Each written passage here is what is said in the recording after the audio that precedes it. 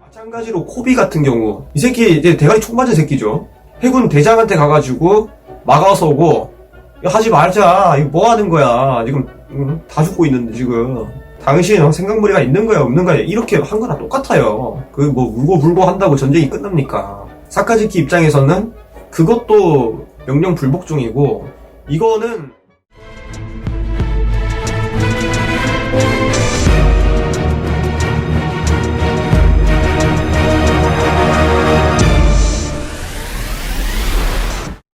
자, 사랑하는 유튜브 구독자 여러분들 반갑습니다. 심킹입니다.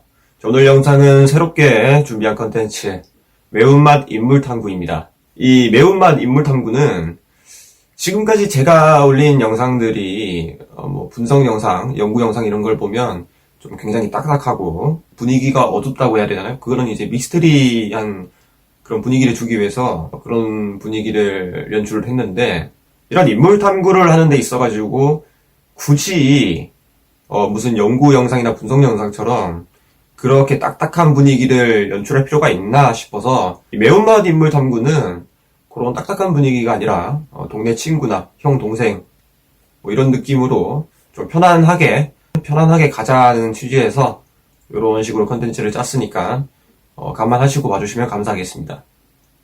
자, 그러면 오늘 첫 번째, 대망의 첫 번째 인물 탐구 사카즈키입니다. 자, 그러면 시작해볼까요? 일단 인물 탐구기 때문에 기본적으로 이 스펙이나 정보는 짚고 넘어갈게요. 다 아시는 정보겠지만 영상들의 일관성을 좀 유지하기 위해서 짚고 넘어가겠습니다.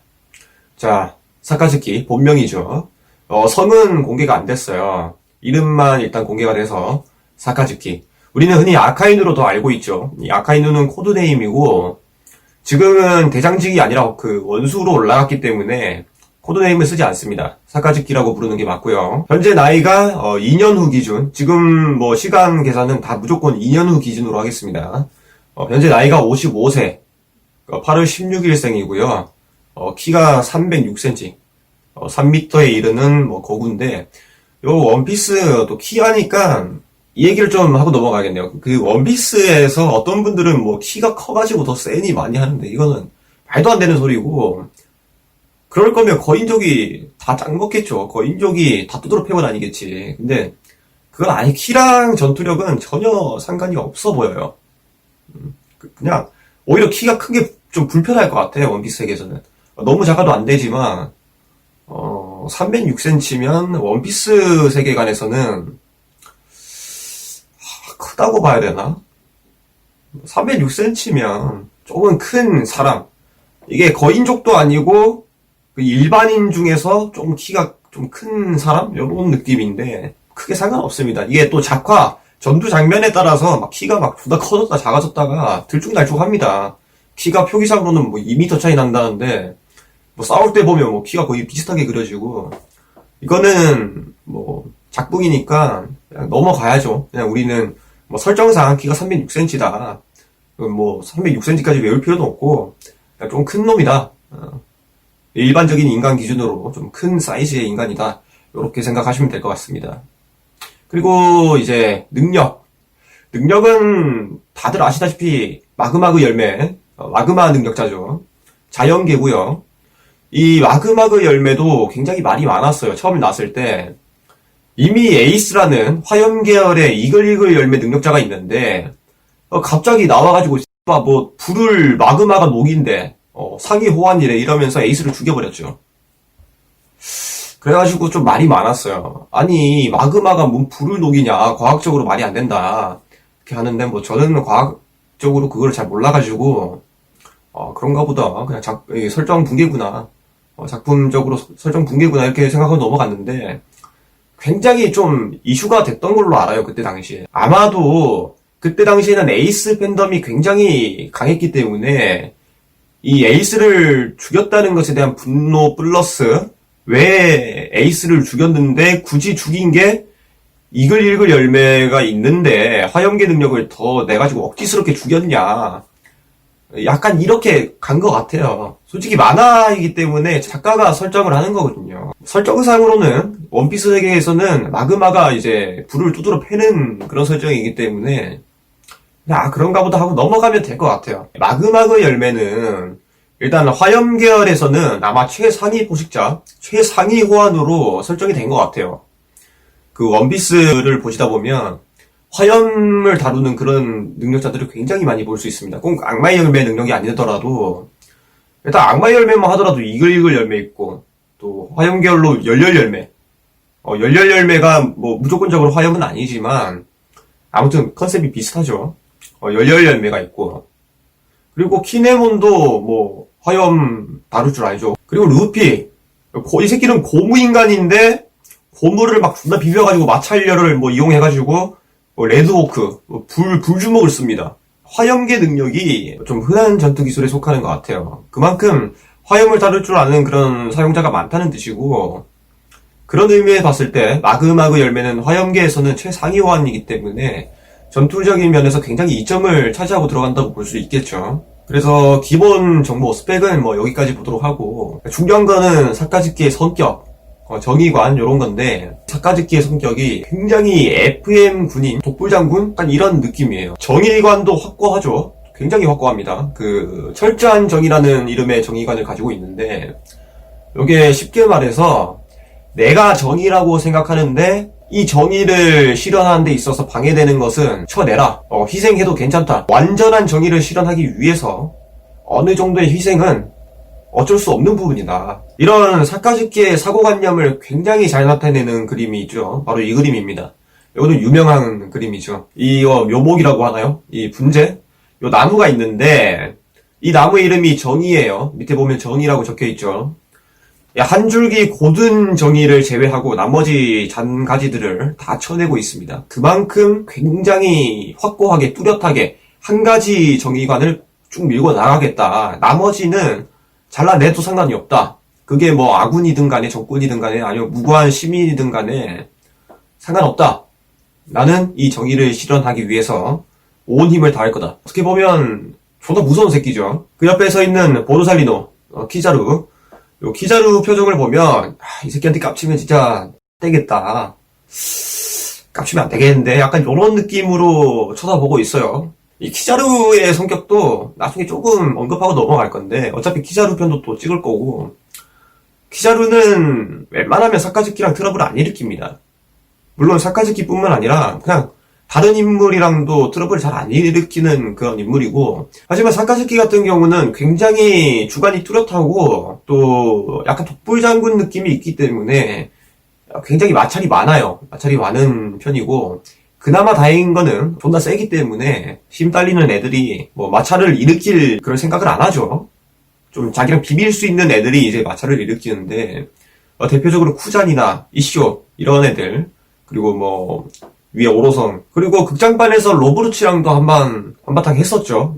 뭐 주먹 다짐이 오고 간 건 아니지만 마찰이 있었고, 그렇다고 해가지고 사카즈키가 자기랑 정의관이 맞는 사람이랑은 또 뭐 친하게 지내고 뭐 특별 대우를 해주고 요런 건 또 없어요. 완전히 FM 군인이기 때문에 나랑 정의관이 같은데 얘가 뭐 실수를 했다, 그냥 얄짤없이 바로 그냥 징계 내리고 뭐라 하고, 그런 상 군인 중에 군인이에요. 아무리 뭐 사카즈키 옆에 붙어가지고 뭐 샤바샤바 하고 뭐 똥꼬 빨고 해도 떨어지는 거 하나도 없습니다. 딱 공정하게 공적으로 진급 올리고, 뭐 못했으면 징계 받고 계급 상관없이. 후지도라가 그랬죠. 드레스로자에서 완전 죽 쏘고 와가지고 그대로 뭐 너 들어오면 죽여버린다.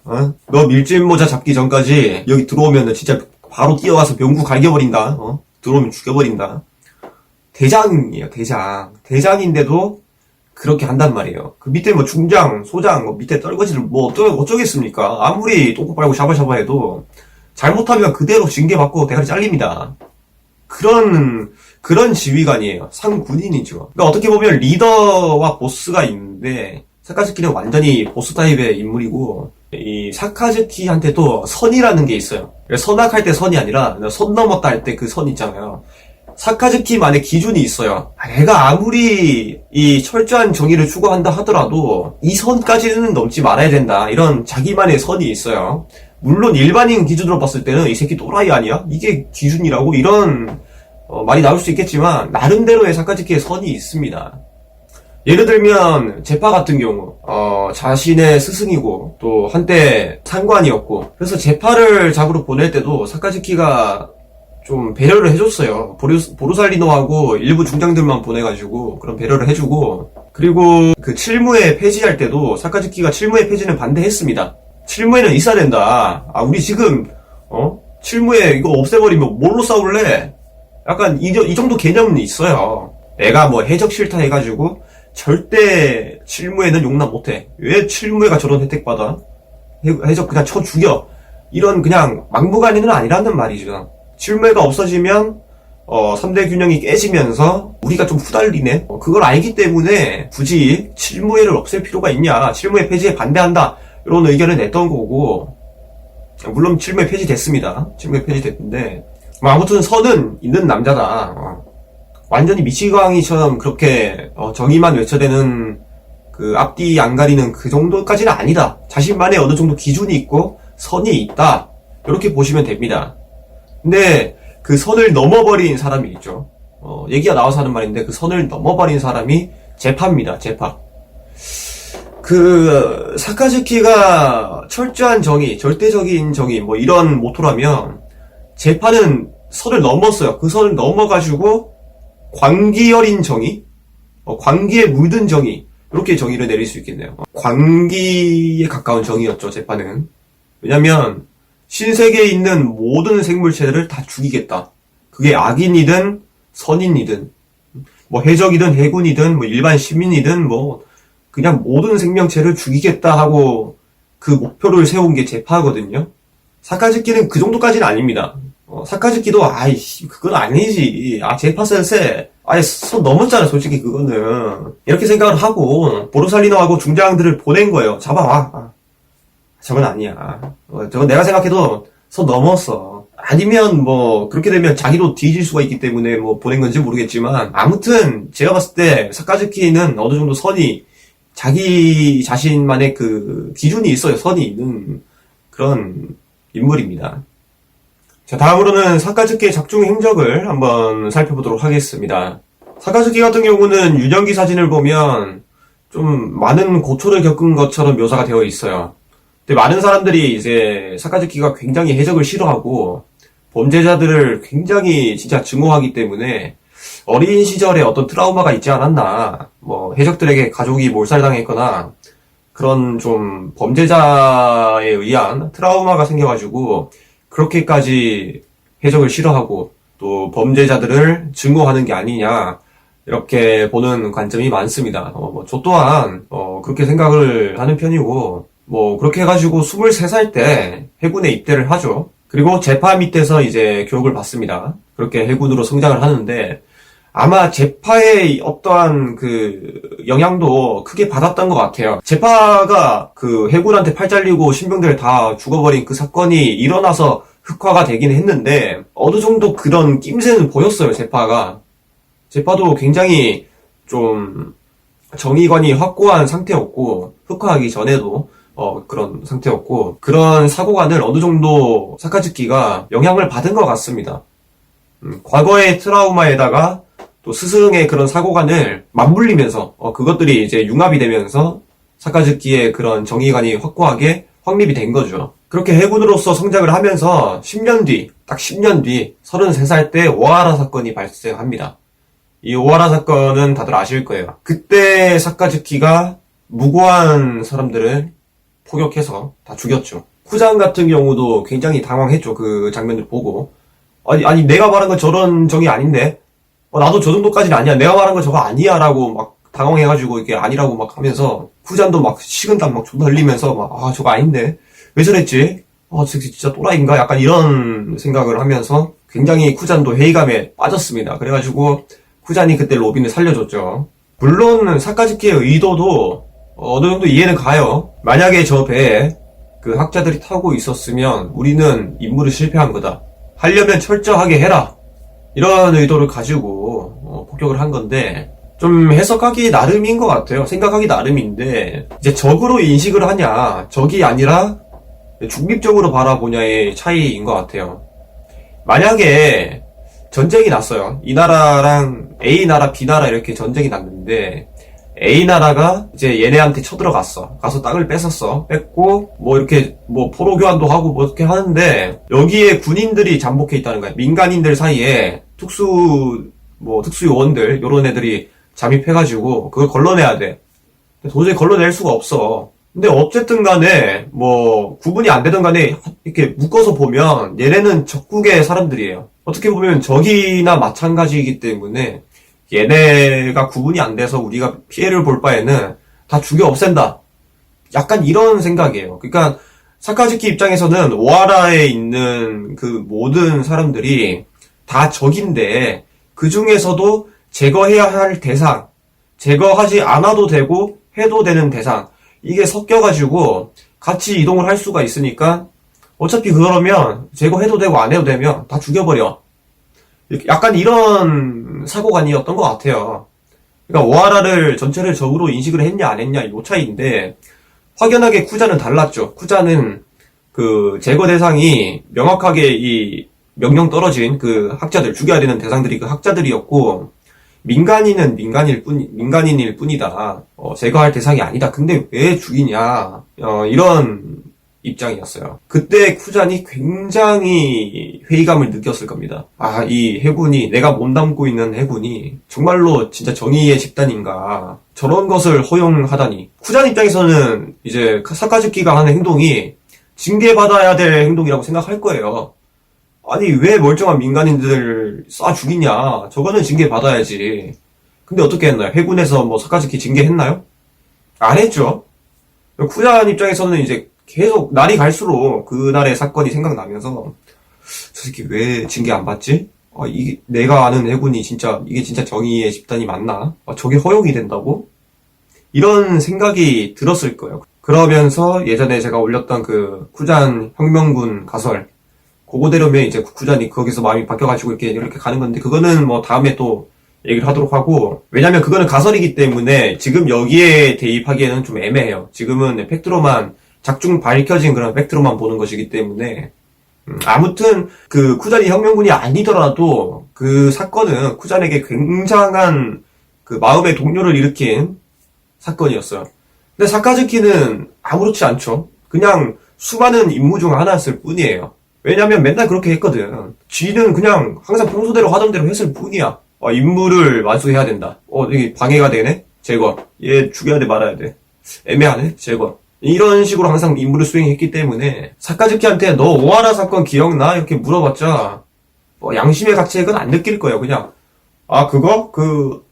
존나 옛날에 쿠잔이랑 같이 갔었는데 거기서 그 거인 새끼 하구아지 싸우러 갑자기 미쳐가지고 그 해군 나갔잖아. 그 사건 말한 거 맞지? 약간 요렇게 나올 거예요. 그냥 수많은 임무 중 하나였어, 사카즈키한테는. 근데 쿠잔한테는 그게 아니란 말이야. 아직 확립되지 않은 그 정의관을 완전히 뒤엉켜버린. 그래서 쿠잔이 이제 한껏 해이해진 정의관, 요거를 모토로 삼았죠.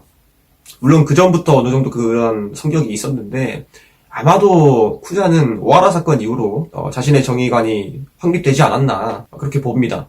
그래서 이 오하라 사건은 솔직히 말하면 사카즈키한테는 큰 영향이 없는 사건이에요. 방금도 말했다시피 그냥 수많은 그런 임무 중에 하나였고 오히려 오하라 사건은 쿠잔한테 큰 영향을 끼쳤지 사카즈키한테는 그냥 그런 사건 그렇습니다. 그러다가 이제 사카즈키가 본격적으로 본편에 등장하고 가장 큰 임팩트를 남긴 사건이 있죠. 바로 정상결전이죠. 솔직히 말하면 정상결전에서 주인공은 흰수염과 사카즈키 요 두 명이었다고 봅니다. 해군 쪽에서는 거의 사카즈키의 원맨쇼로 나중에 거의 흘러가고 초반에는